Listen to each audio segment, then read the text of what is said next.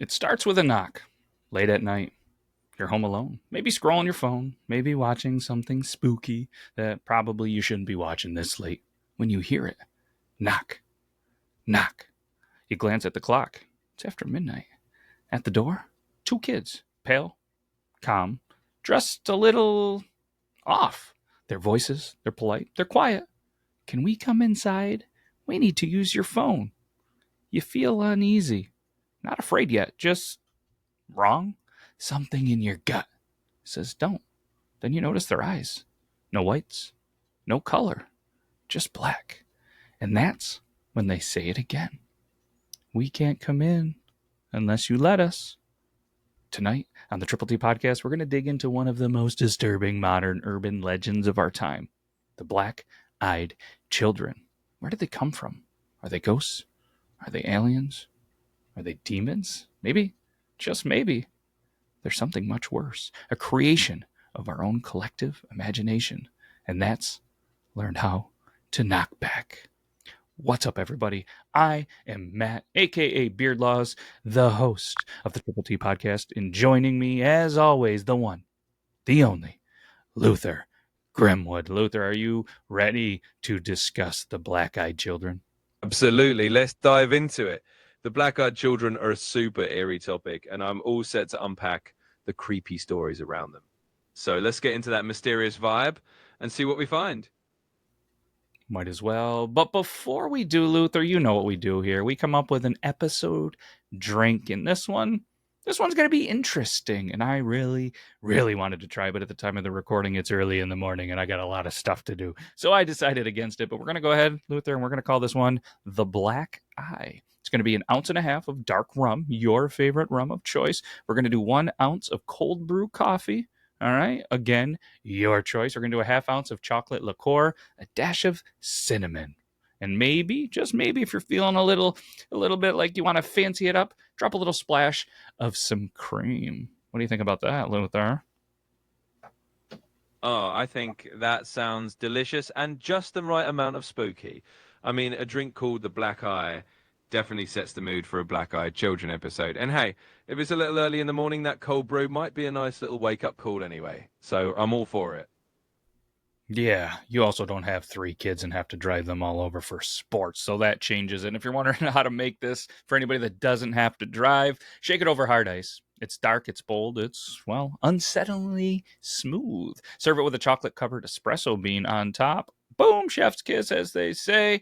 Maybe, just maybe, leave one out for the kids. See what I did there? Oh, I definitely see what you did there, and I love it. A little nod to the spooky theme with that espresso bean. Perfect touch. And yeah, for those of us who aren't on chauffeur duty, it sounds like a fantastic little creepy cocktail. So that sets the vibe. And now we've got our drink in hand, at least in theory. Let's get into those black-eyed children tales. Let's do it. And the story begins in Abilene, Texas, 1996, less than 10 years before I leave Abilene, Texas myself. So before anybody tries to put the blame on me, I wasn't in the area anymore. All right. But there was a man named Brian Bethel, who was a respected journalist, pulls his car into a parking lot near a movie theater. He's just sitting there. He's writing a check. Kids, you might not know what this is, but back in the day, you could actually take a piece of paper, put a dollar amount. Anyways, you have to balance them. I'll tell you when you're older. But he's sitting there. All right. Got the check, wants to pay a bill. And again, this was the 90s. When 2 boys, they just come up and knock on his window. Luther, this is where it gets pretty interesting, right? Oh, absolutely. It gets really interesting right here. So you've got Brian Bethel just minding his own business, and then these 2 kids show up out of nowhere looking kind of ordinary, except for one very not so ordinary detail. Their eyes are completely black. And this is where it starts to get that perfect mix of unsettling and mysterious. So let's roll into it and see what happens next. Yeah, because, let's be honest, the kids, they look normal enough. They're about 10, 12 years old. Aren't you glad I didn't say 6, 7? One of them has olive skin, dark hair. The other is a redhead, freckles. They say they want to ride to the theater to see Mortal Kombat. Get over here. No, just me. What was your favorite Mortal Kombat character, Luther? Mine was Scorpion. Or Sub-Zero.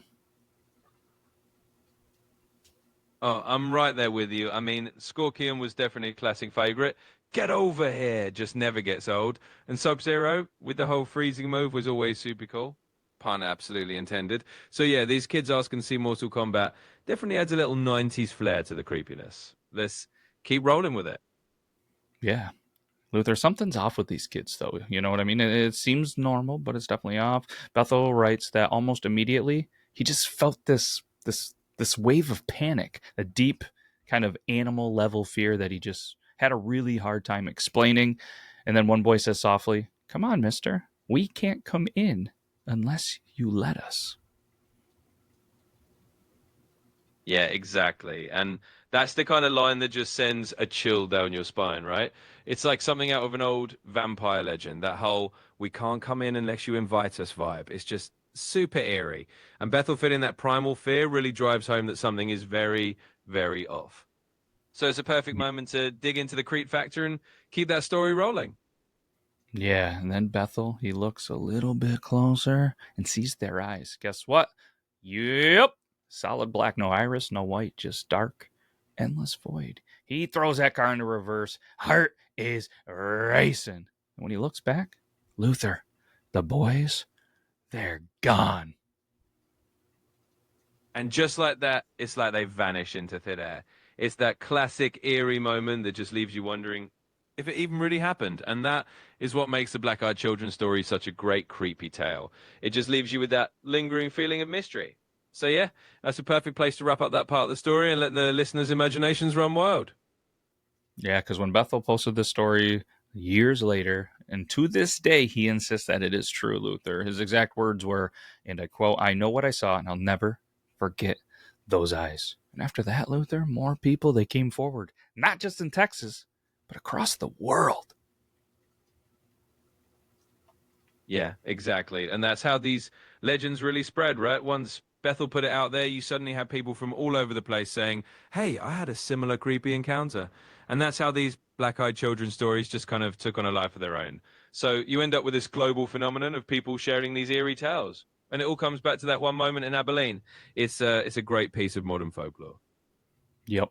But then, obviously they it starts to spread, and then a pattern kind of started to emerge because the reports they kept pouring in. There was people that were in the United Kingdom, there was people in Canada, there was people in Australia. I mean, all over the US as well, and they started to claim these encounters. They started to see more and more of these eerie, similar, creepy kids. Absolutely. And that's how these things go from just one local spooky story to this kind of worldwide urban legend. You get all these reports, all these eerily similar details popping up in different places, and it just fuels that sense of mystery. So the Black Eyed Children kind of become this global phenomenon where everyone's like, hey, maybe there's something to this. And it all adds that perfect layer of creepy fun for a Halloween episode. Yep. And the kind of, I guess, not weird thing, but one of the most reported claims in almost every single case is every single one of them were at night. These kids, I'm doing air quotes, were always asking to come in. They were always asking, "Hey, I need to use the phone. I need to get warm. I need to call my parents." They were always calm. They were always polite, but with something kind of hollow in their voice. Witnesses would describe always kind of just feeling that overwhelming dread. The pets, they acted violent or would hide whenever they came around. The lights would flicker, and sometimes even the power would cut out completely. But most distinctively, obviously, with the name Black Eyes, is those eyes. They were always the same description, all black. Exactly. And that's what makes it such a great spooky legend because it's got all those classic ingredients. You've got the nighttime visits, the polite but unnerving request to come inside, and then of course those completely black eyes that just kind of seal the deal on the creepiness. And when you throw in the flickering lights or the power cutting out, it just adds that extra little dose of paranormal flair. So yeah, it definitely makes for a perfect Halloween tale. Absolutely does. And then in 2013, there was a woman in Connaught Chase, England, that told a local paper she saw a young girl with coal black eyes near a forest path. Multiple residents later reported the same thing. Investigators, they searched the woods everywhere, brought in the dogs, brought in the neighbors, brought in the people. They found nothing. No footprints, no trace, just stories. And yet, these accounts come from people who don't know each other, describing the same thing down to the same exact words. Well, Bethel's not looking so crazy now, is he? No, not at all. I mean, when you get these independent reports popping up in different places, people who have never met all saying the same thing, it definitely makes you think twice. And it's those consistent details, the black eyes, the polite but eerie demeanor, and then just vanishing without a trace that really turn it into something that sticks in your mind. So yeah, Bethel definitely ends up looking a lot less like the odd man out and more like the guy who just happened to see them first. Yeah, so I think like you, a lot of people are sitting there thinking like, what are they? I mean, there's a couple of different things. One of them is the demonic theory. But before we dive into these theories, do you have any, not looking through the notes, not looking through anything, just kind of gut instinct, Luther, or do you have anything that you potentially think they are before we dive into all these theories? Or do you want to just roll into this? Oh, I love a good gut instinct moment. Honestly, if I had to just riff on it, I'd say they give off a vibe that's almost like a cross between a classic folklore spirit and a modern urban legend. Kind of like they're tapping into some ancient fear, but also popping up in the modern world. But hey, I'm all for diving into the theories because that's where the real fun starts. Let's roll into them. All right, all right, all right. Let's jump into the demonic theory. In folklore, evil spirits often need permission to enter homes, cars, or even your mind. The invitation rule appears in countless cultures, from vampires, and like you already mentioned, I mean, with the vampires, the idea is kind of the same. Once you invite it in, it's not even just in there. It's not just in your house, in your residence. It actually owns you. And that's why believers say the kids always ask politely. It's not good manners. It's actually a requirement. Kind of like, if you're going to be in a sting operation, at least in the state of New York, when you go in there and you try to buy beer or cigarettes or lottery tickets or something, and they say, hey, are you 21? Are you 18? You can't lie. You got to follow the requirements. You can't have a fake ID. You just got to see if they're going to naturally do that. Maybe that's a demonic theory as well. Yeah, I think that's a really cool angle to explore because it definitely ties into that whole folklore thread. It's like these creatures have to follow some kind of supernatural rule book, and politeness is just part of the deal. It's almost like they need that permission as a loophole to do whatever they want. And that definitely amps up the creep factor because it makes you wonder what happens if you do let it in. So, yeah, that demonic theory is definitely a fun one to dig into. Mm-hmm. Yeah, that's I don't know. This whole thing creeps me out, and maybe it's because from a young age I watched Children of the Corn several times with my grandfather, and just kids that potentially are possessed or demons or zombies or whatever it might be is always a little bit extra creepy to me. But I don't know. That's a strong potential theory. I would have to imagine, right, Luther? I mean, do you think this one's decent, plausible? Oh, absolutely. I think it's a really solid theory. And I get it. Kids in horror movies or creepy folklore just have that extra layer of unsettling vibes. I mean, Children of the Corn definitely left a mark on a lot of us. So it makes sense. And yeah, as far as the demonic theory goes, it's definitely one that a lay people consider plausible. It just fits so well with that eerie supernatural vibe. Gotcha. All right, let's go with theory number two, the alien hybrid theory. Some UFO researchers actually think that the black eyed kids are part of an alien human hybrid program. So not easy to say as I stumbled over the words, but you might be thinking, why? Because their eyes actually resemble the classic kind of gray alien look. In many encounters, they happen in rural areas similar to alien abduction reports. Yeah, absolutely. And that alien hybrid theory is kind of a fun twist because it takes the whole phenomenon in a totally different direction. It's like if you look at it through that lens, maybe these black-eyed kids are just little visitors or experiments trying to blend in. And yeah, those big black eyes definitely match that classic alien look that people talk about. So it's kind of a cool out of this world theory and definitely adds a whole other layer of mystery to it. And on top of it, they're emotionless, almost robotic. They speak in oddly formal language, and some witnesses say that they hear multiple voices speaking in unison, even though only one child's lips move. That is wild.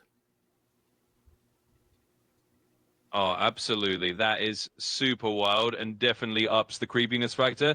I mean, if you've got this kind of monotone, almost robotic speech and then multiple voices coming out of one kid, it definitely leans into that alien vibe. So, yeah, the hybrid theories are really fun and kind of out there explanation, and it makes you think about all the different possibilities. It definitely gives you a lot to chew on. Absolutely. All right. Theory number 3, the psychological theories. Because skeptics, they always just argue, and you hear this a lot in the stuff that we do. It's just a product of sleep paralysis or false memory. People are just, it's a trick on the brain, Luther. And when people get a little bit too tired, people get a little bit too stressed, the brain starts to just fill in gaps with vivid hallucinations. Combine that with the spread of the Bethel story online, and suddenly you've got a shared delusion. I mean, there's even a term for it. I believe it's called the tulpa effect, an entity that becomes real through collective belief. If enough people fear something, does that fear then just give it a form? Yeah, absolutely. And that psychological angle is always a fascinating one because it really dives into how our minds work. I mean, the idea that we can kind of create these entities just by believing in them collectively is really intriguing. And yeah, if you're overtired or you're influenced by stories you read online, your brain can definitely play tricks on you. So the Tulpa effect is a really cool concept, and it kind of explains how these legends can take on a life of their own. So yeah, it definitely makes sense. Absolutely. And then it would be a conspiracy theory without throwing in some government experiment theories, right? Because there is one a very deep theory that in the conspiracy territory, let's go with that these kids are part of the MK Ultra's aftermath, the CIA's real mind control program of the 1950s and 1960s. The theory, it says, Luther, that experiments continued underground. Children, they were the subjects, their bodies were changed, their eyes were darkened, their empathy was erased. When things went wrong, the program lost these kids. And every so often, one just happens to appear, knocking on a stranger's door. Oh yeah, you can't have a proper conspiracy theory lineup without the good old government experiment theory, and the MK Ultra angle is definitely a juicy one.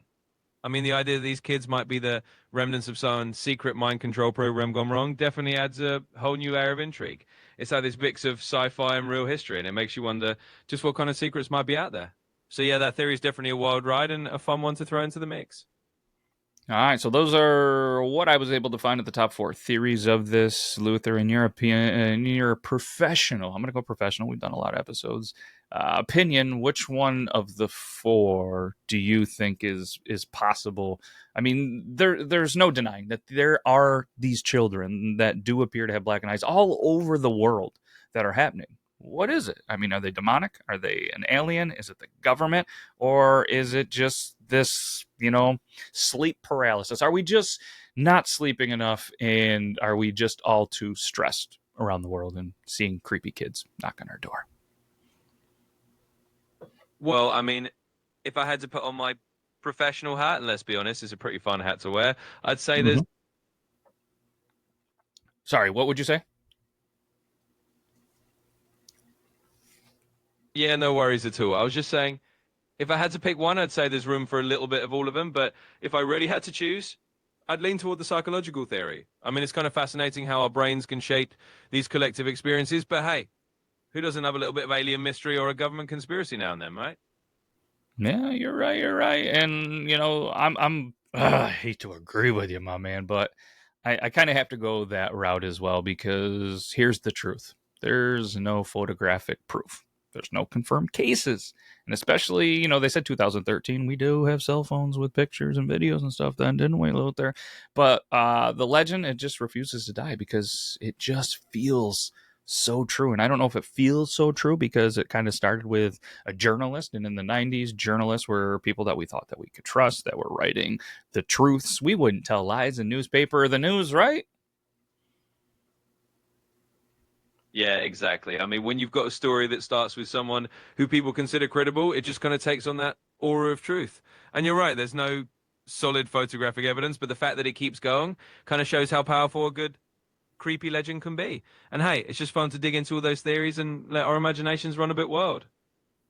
And let's be honest, us humans, we always have feared what looks almost human, but not quite human. It's called the uncanny valley. When something is so close enough to human that our brains recognize it, but just wrong enough to trigger a little bit of a survival response. Black eyes, flat tone, innocence twisted into threat. It's the same reason that clowns scare a lot of people, or dolls with blank stares also creep out a lot of people, or children walking out of a cornfield also can creep out some people. Absolutely, you nailed it. I mean, the Uncanny Valley is such a perfect way to explain why these black-eyed children stories just hit that creepy nerve so well. It's like our brains are wired to get a little freaked out by something that looks almost human, but just off enough to be unsettling. And yeah, that same instinct is what makes clowns or dolls or those eerie cornfield scenes just a little bit spooky. So it's all kind of tapping into that primal part of our brain, and it definitely makes for a great spooky story. And I don't know, Luther. Maybe that's kind of why every Halloween there's new sightings. Maybe, just maybe, our brains are wired to kind of keep the story alive, to kind of, I don't know, test the lock, to glance at the window just to make sure nothing's standing outside. Yeah, exactly. I think there's definitely something to that. It's like we kind of enjoy that little thrill of peeking into the shadows, especially around Halloween.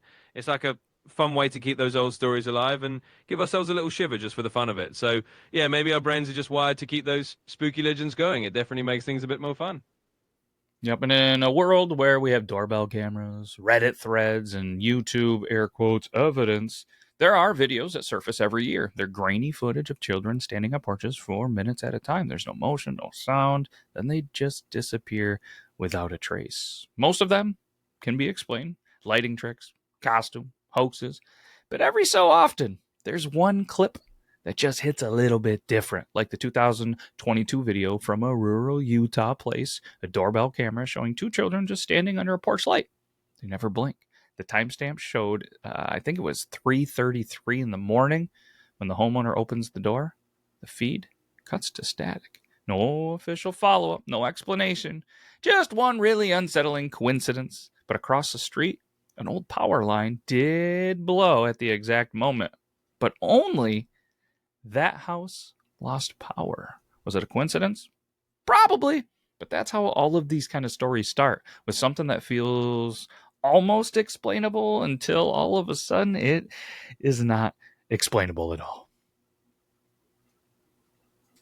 Yeah, exactly. It's those little moments that just slip through the cracks of explanation that really keep these stories alive. You know, you can explain away 99% of the videos, but then there's that one that just makes you wonder. Well, that's what makes it fun, right? Because it's that little hint of the unknown that keeps the legend going. So, yeah, whether it's just a glitch or something more, it's those little mysteries that make it a perfect Halloween tale.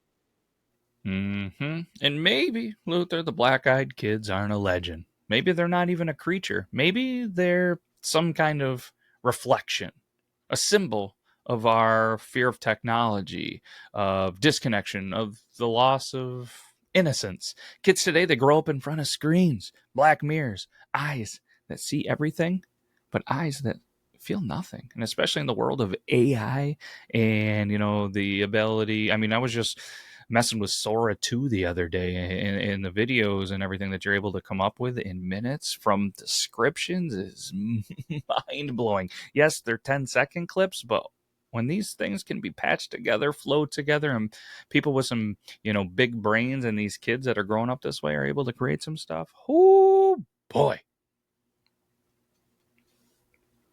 Oh, absolutely. I mean, that's a whole other layer of eeriness, right? The idea that these black-eyed kids could just be a reflection of our own modern fears. You know, the fear of losing that human connection, the fear of technology making everything a little too cold and distant. And yeah, with AI and the stuff we can create now, it's kind of wild.